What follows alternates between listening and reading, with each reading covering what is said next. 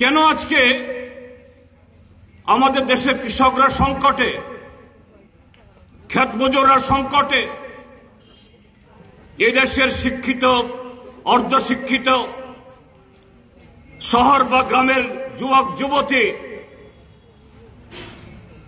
যারা নিষ্ঠার সাথে কাজ করতে চায়, দেশ গড়তে চায়, এই রাজ্যকে নির্মাণ করতে চায়,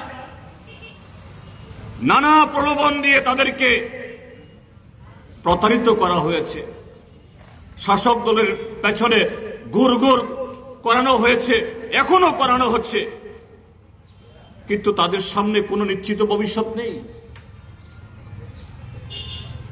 এই কথাগুলো এখানে শুনেছেন আপনারা। আমি বলবো, একটা খুব গুরুত্বপূর্ণ সময়েতে শুধু আমরা ত্রিপুরাজ্যের মানুষ না, এই দেশের 140 কোটি মানুষ আজকে দাঁড়িয়ে আছে।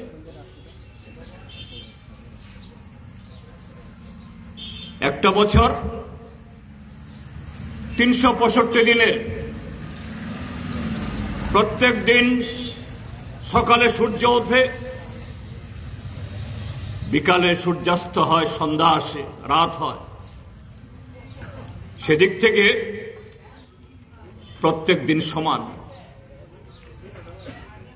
কিন্তু রাষ্ট্রের জীবনে, একটা দেশের ভবিষ্যতের ক্ষেত্রেতে 365 দিন বা 5 বছরের মধ্যে প্রত্যেক বছর, প্রত্যেক মাস এক সমান নয়। তার মধ্যে কোনো কোনো সময় খুব গুরুত্ব দিয়ে আসে, খুব গুরুত্বের সহকারে সে দিনগুলোকে অনুধাবন করতে হয়, সিদ্ধান্ত গ্রহণ করতে হয়।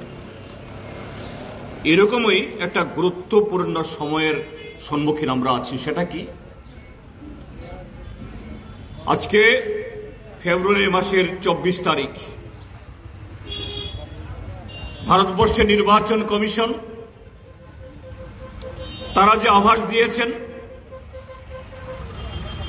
আগামী 10-12 দিনের মধ্যে যে কোনো দিন আমাদের দেশের অষ্টাদশ তথা 18তম লোকসভা নির্বাচনের নির্ঘণ্ট ঘোষণা হবে। আগামী 5 বছর আমাদের দেশ কিভাবে চলবে? গত 10 বছর ধরে ভারতীয় জনতা পার্টি, তার নেতা নরেন্দ্র দামোদর দাস মোদী, তার নেতৃত্বে যে ধ্বংসলীলা চলছে, ভারতীয় গণতন্ত্রের ধ্বংসলীলা, সংবিধানের ধ্বংসলীলা, মানুষের কথা বলার অধিকার, কাজ করার অধিকার, ভোট দেওয়ার অধিকার, স্বাধিকার, তার উপর হস্তক্ষেপ এবং এরকম একটা পরিবেশ তৈরি করার মধ্য দিয়ে এই দেশকে মুষ্টিমেয় কয়েকজন ধনীর হাতে তুলে দেওয়া, বিদেশিদের হাতে বিক্রি করে দেওয়া, এটা চলবে? আবারও তাকে ক্ষমতায় নিয়ে এসে দেশের যা কিছু বেঁচে আছে, এখনো যা কিছু অবশিষ্ট আছে, আমাদের সম্পদ থেকে শুরু করে কথা বলার অধিকার, ভোট দেওয়ার অধিকার,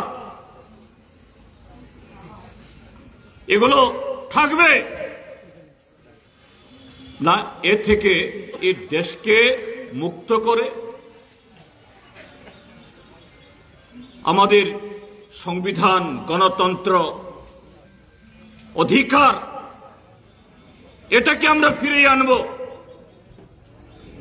সামনে 1-1.5 মাস এই ভারতবর্ষের মানুষকে সেই গুরুত্বপূর্ণ কাজ করতে হবে। এই ত্রিপুরাজ্যের গত 6 বছর ধরে এখানকার যে অবরুদ্ধ 40 লক্ষ মানুষ, যাদের শ্বাস প্রশ্বাস নিতে আমাদের প্রতিদিন ভাবতে হচ্ছে, মনে হয় নিঃশ্বাস নিতেও কারো কাছ থেকে আমাদের পারমিশন নিতে হবে। শুধু ভোট দিতে না, শুধু রেগায় কাজ করার জন্য না, শুধু শান্তির বাজারে একটা ছোট্ট দোকান খোলার জন্য না, শুধু কেন এই ত্রিপুরা রাজ্যের আজকে প্রত্যেকটা দপ্তরে প্রত্যেকটা ক্ষেত্রে এত অনিয়ম, এত দুর্নীতি, কেন সমস্ত নিয়ম ভেঙে তছনছ করা হচ্ছে, এগুলোর সুযোগ থাকবে না, সে থেকে মুক্তি না। এখানকার মানুষকে ভাবতে হবে যে আমরা সামনে এই যে গুরুত্বপূর্ণ আমাদের কর্তব্য, অত্যন্ত এটা জটিল সময়ের মধ্যে সঠিক সিদ্ধান্ত নেওয়ার জন্য যে সুযোগ এসেছে, এটা কিভাবে আমরা কাজে লাগাবো। আজকে আমাদের দেশের সরকার, আমাদের माननीय प्रधानमंत्री मोदी जी की बोलছেন, पिछले 10 साल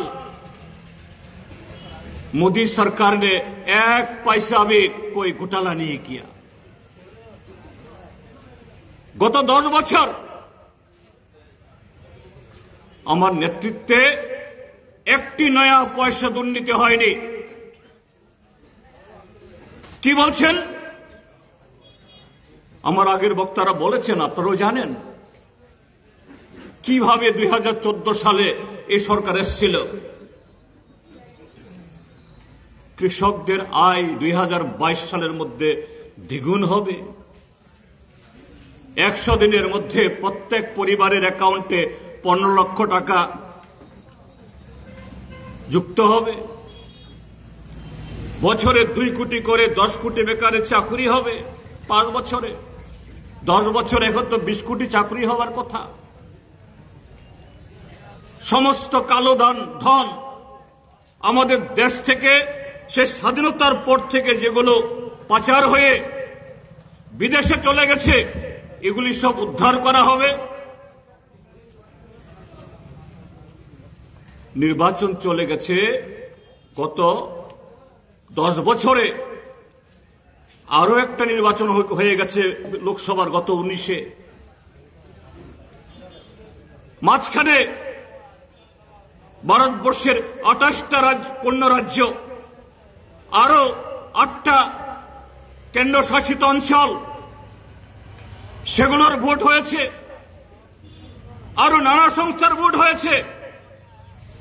একটিবারের জন্য আমাদের দেশের মাননীয় প্রধানমন্ত্রীজির মুখে 2 কোটির চাকুরি, কৃষকদের আয় দ্বিগুণ করা, জিনিসপত্রের দাম কমানো, কালো টাকা ফেরত আনা, 15 লক্ষ টাকা অ্যাকাউন্টে ঢুকিয়ে দেওয়া, এগুলো দ্বিতীয়বার উচ্চারিত হয়নি।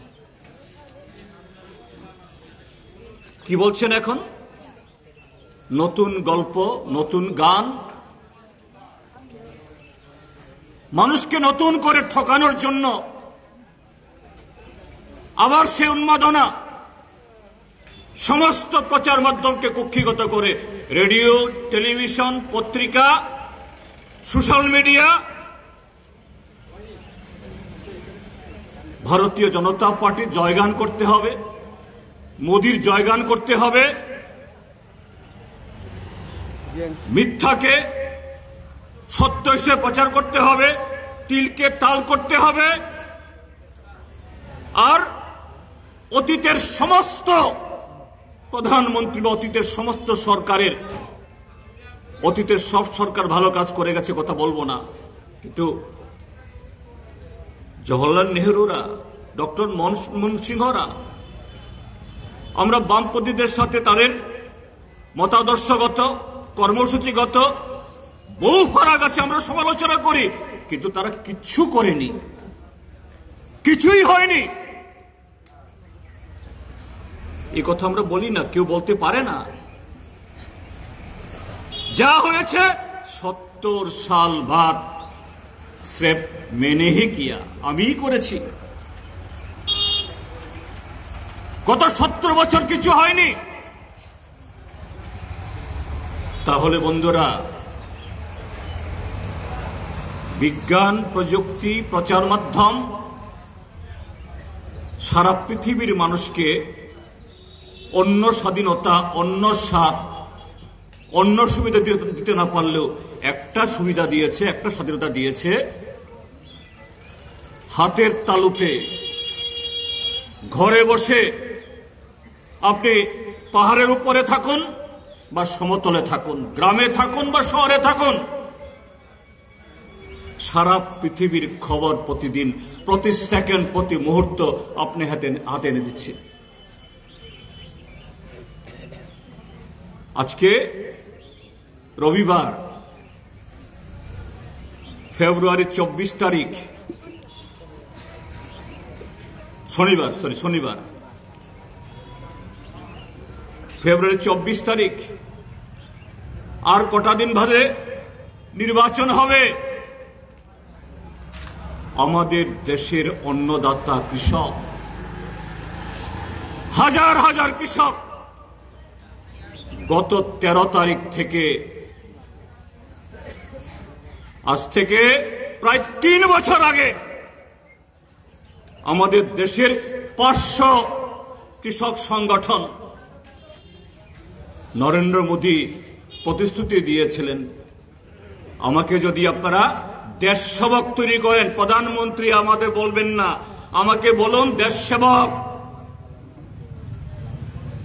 আমি প্রধানমন্ত্রীর চেয়ারে বসে প্রথম যে সিদ্ধান্ত গ্রহণ করব, এই দেশের কৃষকরা তাদের উৎপাদিত ফসলের খরচের 1.5 গুণ তারা ন্যায্য মূল্যে পাবে এবং তার সমস্ত উৎপাদিত পণ্য সরকার কিনবে। 10 বছর হয়ে গেল। কদিন আগে যিনি এই কৃষকদের ন্যায্য মূল্য দেওয়ার জন্য ফর্মুলা দিলেন, সুপারিশ করলেন, ডক্টর সুব্রমণিয়ম, তাকে ভারত রত্নে পুরস্কৃত করলেন। কিন্তু সুব্রমণিয়ম তিনি যে কৃষকদের জন্য এই সুপারিশ করলেন, এটা সেই খাতা, সেই ফাইল তিনি খুলে দেখলেন না।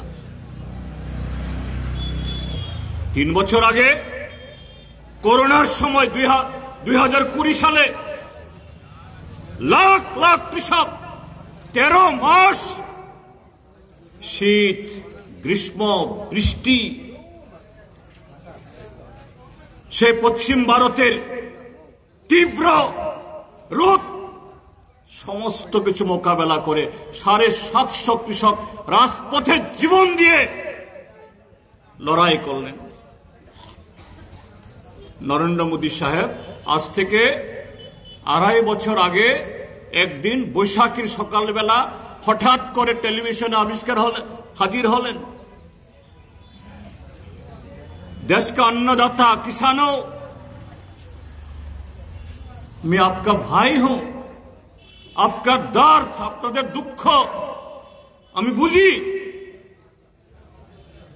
আপনাদের কৃষকদের বিরুদ্ধে, কৃষির বিরুদ্ধে 3টা কালো আইন আমি তুলে নিচ্ছি এবং আপনাদের দাবি আমি পূরণ করব।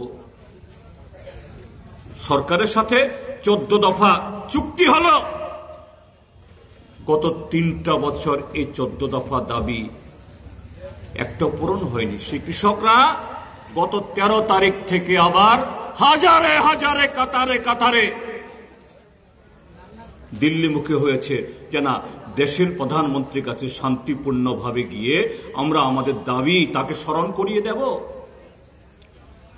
আর সেই কৃষকদের হরিয়ানার সীমানায় দাঁড় করিয়ে সেখানে কৃষকদের ছেলে যারা আজকে সিআরপিএফ, বিএসএফ, পুলিশ, তাদেরকে বাধ্য করে সেই শান্তিপূর্ণ কৃষকদের উপরে আজকে রাবার বুলেট চালাচ্ছে, কাঁদানে গ্যাস চালাচ্ছে, শীতের মধ্যে ঠান্ডা জল ছিটাচ্ছে। এই নরেন্দ্র মোদী তিনি টেলিভিশনে এসে মন কি বাত বলেন? কিসের মন কি বাত? এই দেশের সংখ্যাগরিষ্ঠ কৃষক, এই যে শান্তির বাজার, আপনি বলুন তো 18 সালে বামপন্থী ফ্রন্ট সরকার আসার পর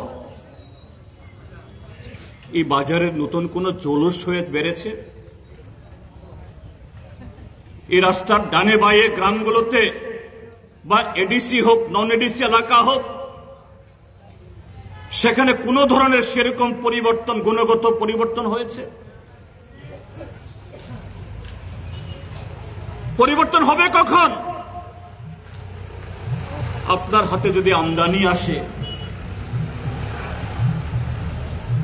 আমাদের দেশের গরিব মানুষ, গ্রামের মানুষ, তার জন্য স্বাধীনতার পরে এক যুগান্তকারী আইন হলো 100 দিনের কাজের গ্যারান্টি। এখন 50 দিন হয় না, 50 দিন কাজ করার পর মজুরি পায় না। এই সেদিন গন্ডাছড়ার রাস্তা দুই দিক থেকে বন্ধ, উদয়পুর দিক থেকেও, আমবাসার দিক থেকেও। প্রায় 2 দিন বাদেই, 3 দিন বাদেই ছামনু, মনু, দশদা, কাঞ্চনপুর, ওইদিকে হেজামারা, পদ্মবিল। কেন? এই যে 50 দিন কাজ হচ্ছে, এই 50 দিন কাজের মজুরিও পায় না। এই মজুরি, সে টাকা আসলে তো সেই কৃষকরা, রেগার শ্রমিকরা, তারা শান্তির বাজারে আসবে, হালাহালি বাজারে আসবে, সালিমা বাজারে যাবে। সে আমদানি হলে পরে এখানকার দোকানদার আরো মাল নিয়ে আসবে।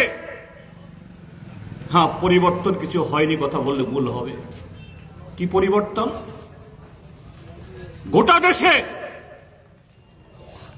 কয়েকজন ব্যবসায়ী, কয়েকটা নাম, আদানি, নরেন্দ্র মোদী প্রধানমন্ত্রী হওয়ার আগে এই নাম কেউ শুনেনি। সাধারণ একজন মজুতদার ব্যবসায়ী, গুজরাট ভিত্তিক, আজকে সে পৃথিবীর 2 নম্বর ধনী। আম্বানি আগে থেকে কিছু ধনী ছিলেন, তিনি আরো ধনী। ভারতবর্ষের মধ্যে লক্ষ লক্ষ কোটি কোটি মানুষের তার কর্মসংস্থান, তার পরিবর্তন না ঘটলেও 2-4টা পরিবার আঙ্গুল ফুলে কলা গাছ না, আঙ্গুল ফুলে হিমালয় হয়েছে। আর ত্রিপুরাজ্যের মধ্যেও বিজেপি আইপিএফটি জোট সরকার হওয়ার পর মুষ্টিমেয় কয়েকজন, আপনাদের শান্তির বাজার, হালাহালি, সালেমাতেও 2-4 জনের এত পয়সা হয়েছে, যাদের বাংলা সাইকেল ছিল না, এখন লাখ লাখ টাকার দামের গাড়ি চলে, 2তলা 3তলা বাড়ি। কিন্তু যাদের সাহায্যে, যাদের আশীর্বাদে, যাদেরকে ব্যবহার করে আরো হাজার হাজার বিজেপি সমর্থক, আইপিএফটি সমর্থক, তাদেরকে দিয়ে এই সরকার এসছে বা সরকার টিকে থাকছে, তাদের হয়েছে কিছু? তো এই পরিবর্তন দেশের মধ্যে কয়েকটা পরিবার, গ্রামের মধ্যে কয়েকটা পরিবার, রাজ্যের মধ্যে কয়েকটা পরিবার, এই পরিবর্তন কি পরিবর্তন? কিন্তু কি বলছে নরেন্দ্র মোদী সাহেবের 10 বছর শাসনকালে এই দেশে নাকি এখন অমৃতকাল শুরু হয়েছে, অমৃত যুগ। অমৃত গাছ, অমৃত ফল আমাদের কাব্যগ্রন্থে আছে। অমৃত ফল খেলে অমর হয়, মৃত্যু হয় না। কিন্তু বাস্তবে এটাকে কেউ ছুঁয়েও দেখেনি, বাস্তবে চোখে কেউ দেখেনি। আর নরেন্দ্র মোদী সাহেব বলছেন অমৃতকাল, বিকশিত ভারত, ঘরে ঘরে সুশাসন। কোথায় সুশাসন? পোস্টারে। রেগার মজুরি নাই, বেকার যুবকদের চাকুরি নাই, গ্রামের রাস্তাঘাট মেরামত হয় না, বিদ্যুৎ গেলে পরে সে বিদ্যুৎ আর আসে না, স্কুল নতুন স্কুল হয় না, নতুন অঙ্গনওয়াড়ি হয় না, কর্মচারীদের বেতন হয় না, ডিএ বাড়ে না, কিন্তু মন্ত্রীদের ছবি ছাপিয়ে 5 টাকার মেলা করবে, 500 টাকার পোস্টার। শুধু এই মেলা, এই কর্মসূচি কোটি কোটি টাকা দিয়ে শুধু প্রচার, নির্বাচনের বৈতরণী পার হওয়ার জন্য।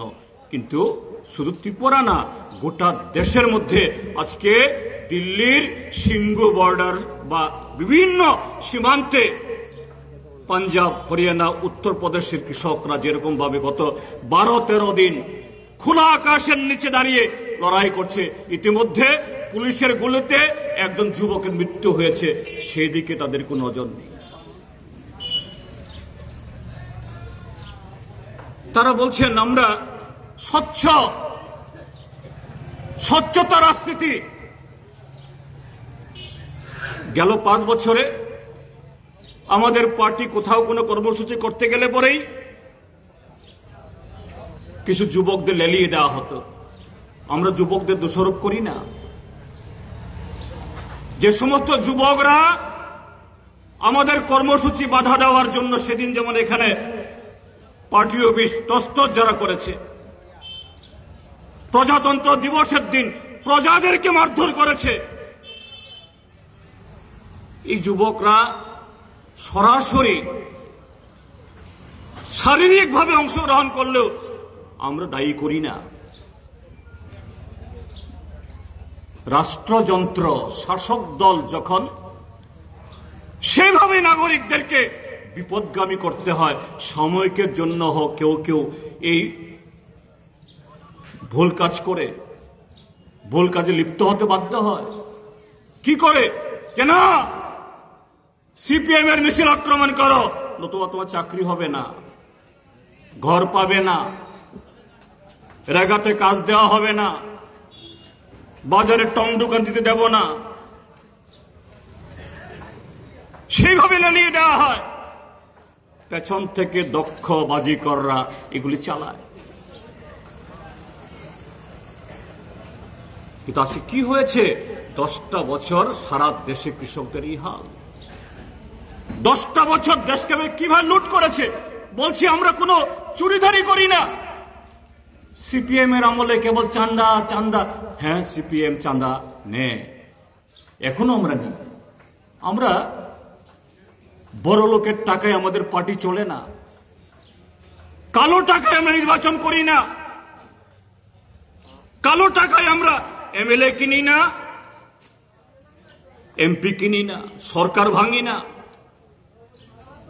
মদ মাংস খাইয়ে তার বাড়ি জ্বালিয়ে দাও, তার বাড়ি ভেঙে দাও, সে গ্রামে অশান্তি করো, আমরা করাই না, কখনো আমরা কাজ করব না।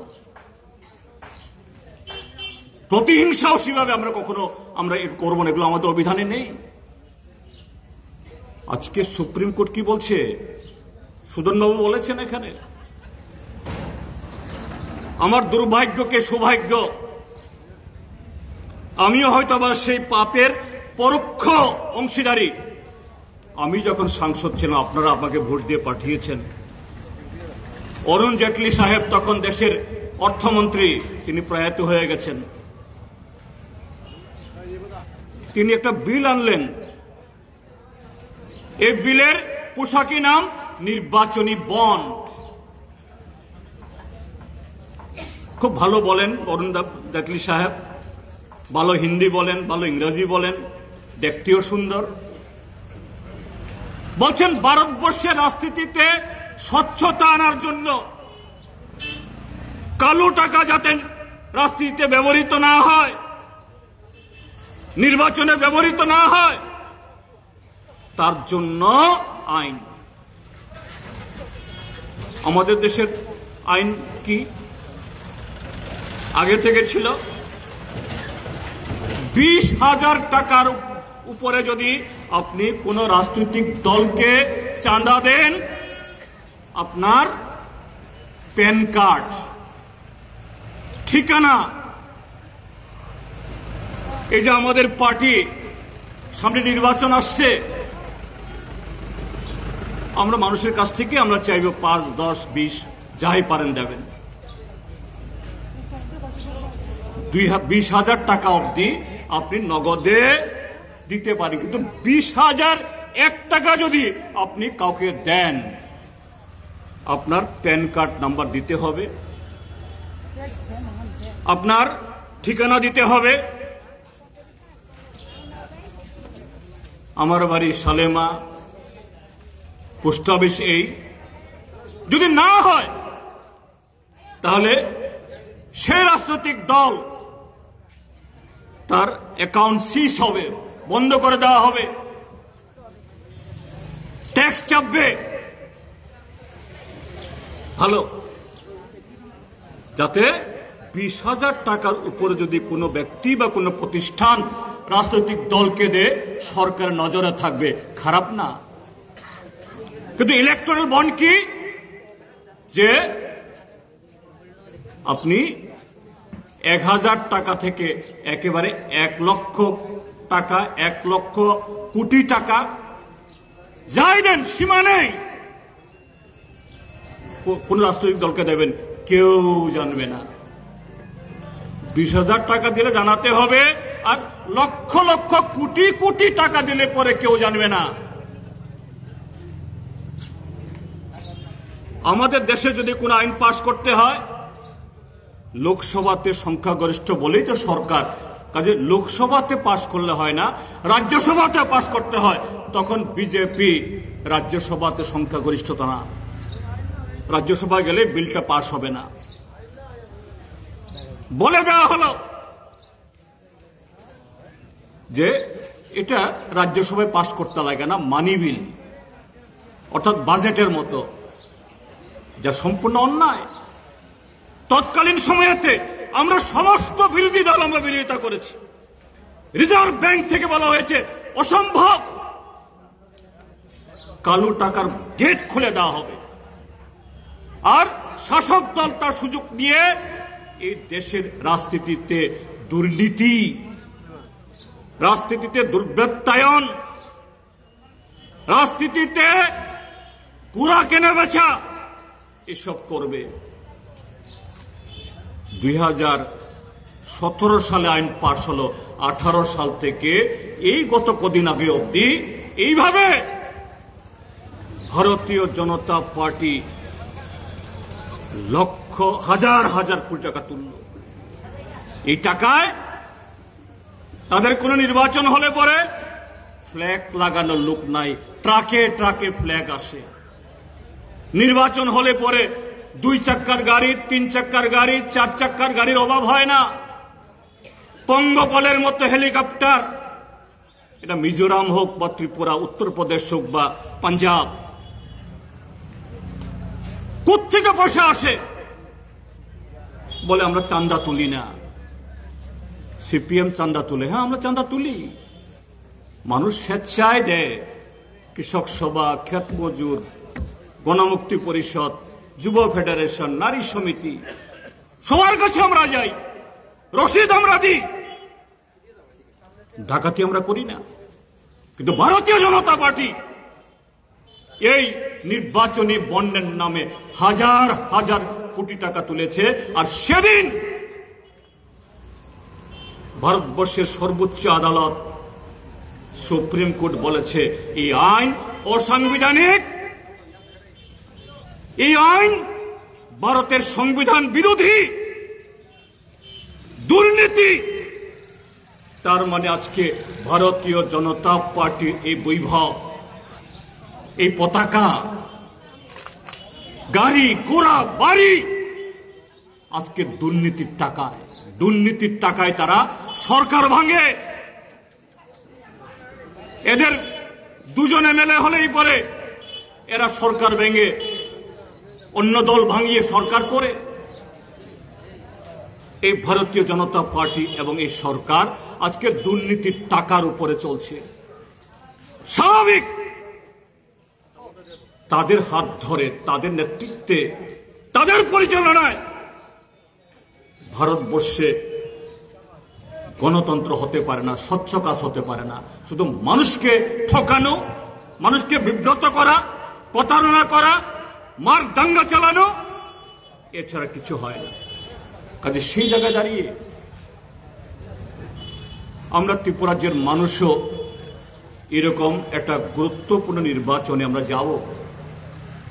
সারা দেশে আওয়াজ উঠেছে, বিজেপি হটাও, দেশ বাঁচাও, মোদি হটাও, গণতন্ত্র সংবিধান রক্ষা করো, ভবিষ্যৎ ভারতকে রক্ষা করো। আমরা সে কারণে সমস্ত রাজনৈতিক দল, কর্মসূচিগতভাবে, মতাদর্শগতভাবে কংগ্রেসের সাথে রাষ্ট্রীয় জনতা দল, এনসিপির সাথে ডিএমকে বা আরো অনেক দল, পার্থক্য ছিল, আছে, থাকবে। এই কংগ্রেসের সাথে ত্রিপুরাজ্যের মধ্যে আমাদের বহু বছর লড়াই হয়েছে, কর্মসূচিগত লড়াই এখনো আছে। কিন্তু গণতন্ত্র যে না থাকে, সংবিধান না থাকলে পরে আপনি আপনার কর্মসূচি, আপনার দেশ গড়ার স্বপ্ন, দেশের মানুষকে শান্তি দেওয়ার, কাজ দেওয়ার, দেশকে সমৃদ্ধ করার সুযোগ থাকবে?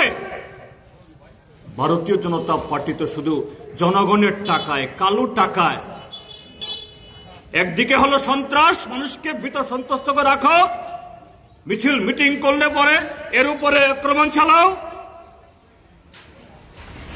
কোনো বিচার হবে না। আমি আমাদের আরক্ষা দপ্তর অফিসারদেরকে ব্যক্তিগতভাবে কাউকে দায়ী করি না। ত্রিপুরাজ্যের বর্তমান যারা আরক্ষা দপ্তরে কর্মী, একেবারে উপরতলা থেকে নিচুতলা, তার ৯৯% এদের রিক্রুটমেন্ট হয়েছে বামপন্থী ফ্রন্ট সরকারের সময়তে। তাদের হাত ধরেই, তাদের অনেকের জীবনের আত্মাহুতির মধ্য দিয়ে এই ত্রিপুরাজ্যে এনএলএফটি, টাইগার ফোর্স, আমরা বাঙালি এসবকে মোকাবেলা করে এই ত্রিপুরাজ্যে শান্তি এসছে। তাদের সততা নিষ্ঠার কারণে সমস্ত চ্যালেঞ্জ সত্ত্বেও 25টা বছর এই ত্রিপুরাজ্য কেন্দ্র সরকারের সমস্ত ধরনের বিমাত্রশীল আচরণের মধ্যে এগিয়ে গেছি আমরা। তারাই আজকে দায়িত্বে, কনস্টেবল থেকে হাবিলদার হয়েছেন, হাবিলদার থেকে এসআই হয়েছেন, এসআই থেকে ডিএসপি হয়েছেন, ডিএসপি থেকে এসপি হয়েছেন, এসপি থেকে আইজি, ডিআইজি হয়েছেন কেউ কেউ। তারা খারাপ ছিল, তারা খারাপ হয়ে গেছে, কথা আমরা বলবো না কখনো। কিন্তু গত 6 বছর কি আরক্ষা দপ্তরে, কি সিভিল প্রশাসনে, এখানে ন্যায়ের সাথে, সত্যের সাথে, সংবিধানের পথে, মানবিকতার পথে কাজ করার উপায় নেই।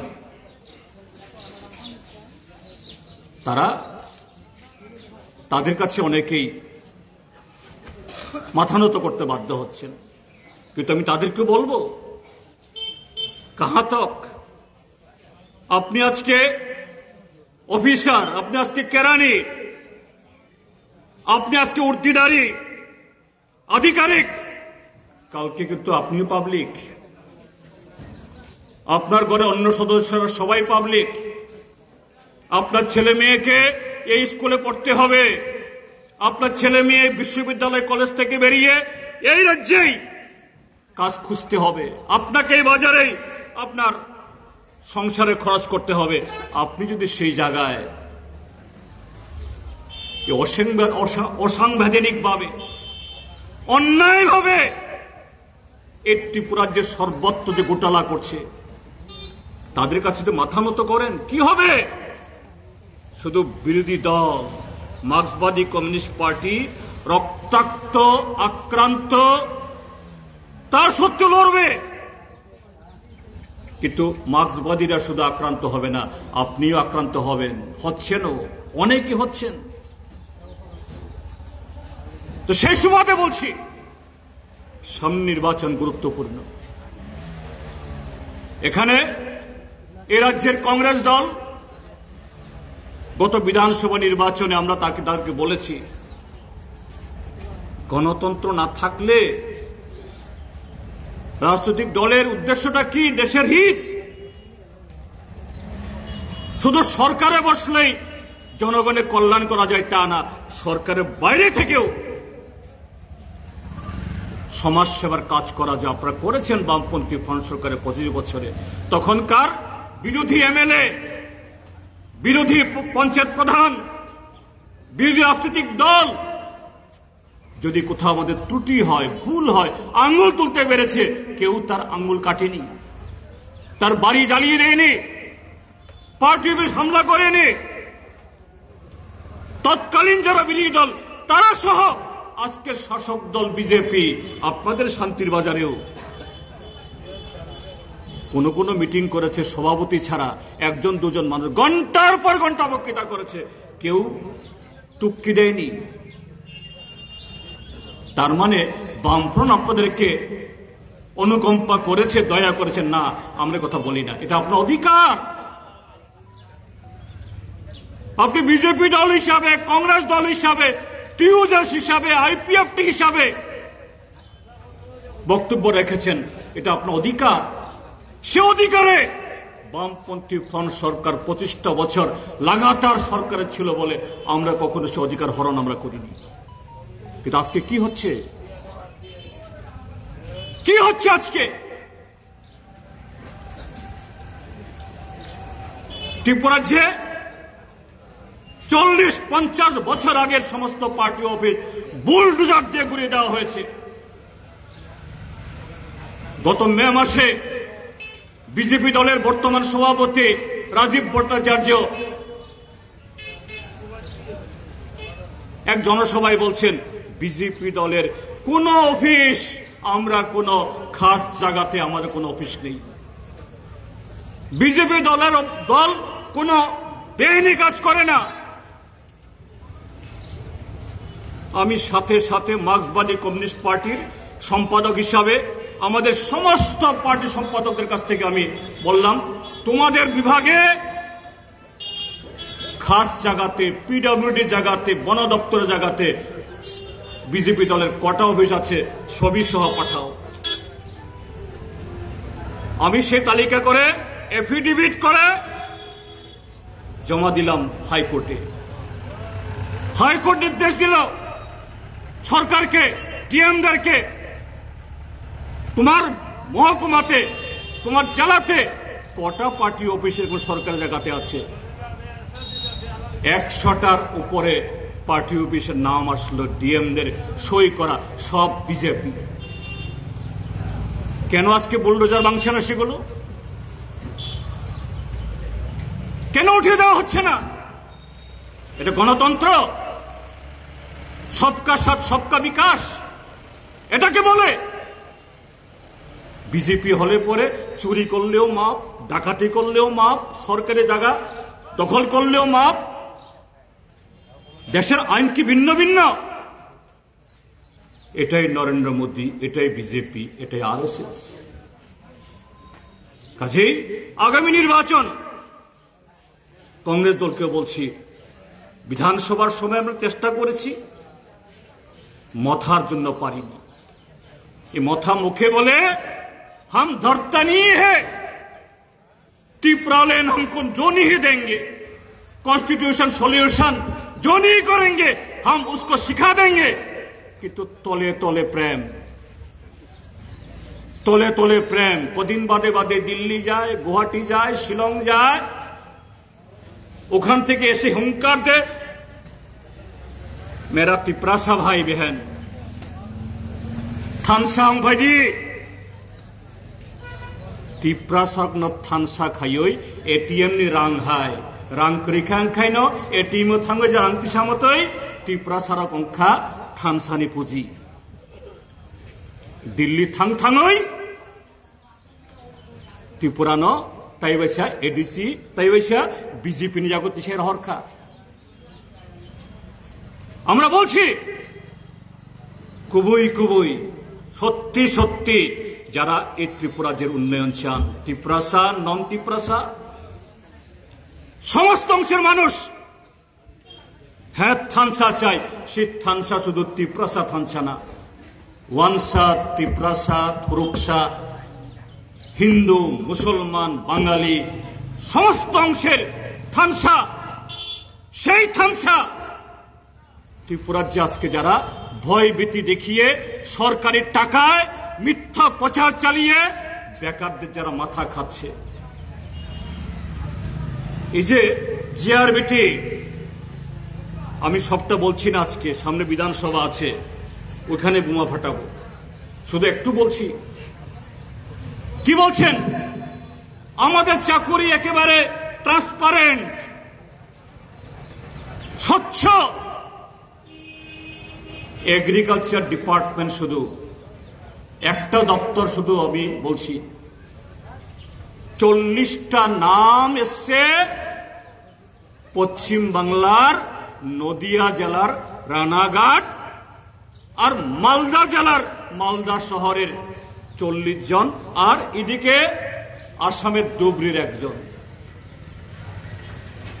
কেরানি চাকরির জন্য এগ্রিকালচার অ্যাসিস্ট্যান্টের জন্য কি ত্রিপুরাজ্য উপযুক্ত ছেলে মেয়ে নেই?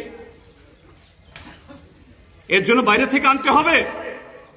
আর তাও অন্য রাজ্যের ছেলে মেয়েরা যদি পরীক্ষা দিয়ে পাশ করতে পারে, শুধু কি রানাঘাটের, শুধু কি মালদা?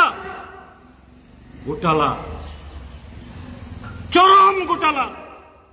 এই ত্রিপুরাজ্যে কোন দপ্তরের সাপ্লাই, ফুড ডিপার্টমেন্ট হোক বা পিডব্লিউডি বা এগ্রিকালচার, সমস্ত সাপ্লাই সমস্ত জায়গাতে টেন্ডার, একটা নিগু গ্রুপ নেগোসিয়েশন, মুষ্টিমীয় কিছু লোক তারাই আজকে পার্টি অফিস ভাঙছে, আগুন জ্বালাচ্ছে। কেননা এই সন্ত্রাসের পরিবেশ থাকলে কেউ রামাত করবে না। শুধু সিপিএম না, বিজেপির মধ্যেও যারা তিতে বিরক্ত বিতস্তব্ধ মুখ খুলবে না। কাজে এই সন্ত্রাস বজায় রাখতে হবে। আমি আহ্বান জানাবো, সামনে ভোট আসছে, সেই ভোটে আমাদের পার্টির তরফ থেকে সর্বশক্তি দিয়ে আমরা চেষ্টা করব বিজেপি বিরোধী ভোট যাতে ভাগ না হয়। যারা সত্যের কথা বলবেন, গণতন্ত্রের কথা বলবেন, অধিকারের কথা বলবেন, অন্যের বিরুদ্ধে কথা বলবেন, চুরির বিরুদ্ধে কথা বলবেন, সে প্রতিনিধি দিল্লি পাঠাতে পারি। তার শেপ কি হবে, আকার কি হবে, চলছে আলোচনা সারা দেশের সাথে। ইন্ডিয়া ব্লক আমাদের রাজ্যেও আমরা চেষ্টা করছি কিভাবে দাঁড় করাতে। আমি অনুরোধ করব, আজকে যারা মিছিলে এসছেন তারা না, বিজেপির মধ্যেও গত 6টা বছর এই বিভীষিকা অন্যায় যারা সহ্য করছেন, আপনাদের বিবেককে জাগান, চোখ খুলুন, মনের দরজা খুলুন। এই ত্রিপুরাকে, এই দেশকে এইভাবে বেচতে দেওয়া যায় না। কাজে আগামী দিন সমস্ত অন্যায়ের বিরুদ্ধে যে আমাদের লড়াই, এইভাবে বিরোধী দলের পার্টি অফিস আক্রমণ করা, কর্মসূচি বন্ধ করে দেওয়া, তার বিরুদ্ধে প্রশাসনের ভেতরে যারা আছেন তাদের কাছেও আমাদের আহ্বান জানাই। আর সাধারণ মানুষ, নাগরিক সবার কাছেও তানল দেখা যাবে না। এখন তো সিপিএম এর উপর আক্রমণ হচ্ছে, আমার উপরে হচ্ছে না। কালকে আপনিও বাঁচবেন না, পরশু আপনার ছেলে মেয়েরা বাঁচবে না, তারপরের দিন আরো যারা আসছে তারাও কেউ রক্ষা পাবে না। বিজেপিকে হটাতে হবে। এই জন্য আগামী লোকসভা নির্বাচন আমাদের দেশের 140 কোটি মানুষের সামনে সেই গুরুত্ব নিয়ে আসছে। সেই গুরুত্ব নিয়ে ভাবার জন্য সবাইকে আবেদন জানিয়ে, এবং আপনারা আমাদের বক্তব্য মনোযোগ দিয়ে শুনেছেন, তার জন্য অনুধাবন করার চেষ্টা করবেন, ভেবে দেখবেন। আমরা বলে গেছি বলেই হুবহু সবটা আপনি গ্রহণ করে নেবেন তাও বলছি না। আমাদের প্রত্যেকটা শব্দ, প্রত্যেকটা কথা একটু মিলিয়ে দেখুন আপনার চোখ দিয়ে, আপনার মন দিয়ে, আপনার মনন দিয়ে। আপনি একজন সুনাগরিক হিসাবে আগামী দিন দেশের গণতন্ত্র রক্ষায় সেই ভূমিকা থাকবে এই আশা ব্যক্ত করে আবারও সকলকে নমস্কার, অভিনন্দন, খুলুমখা এবং আদাব জানিয়ে আমার বক্তব্য শেষ করছি।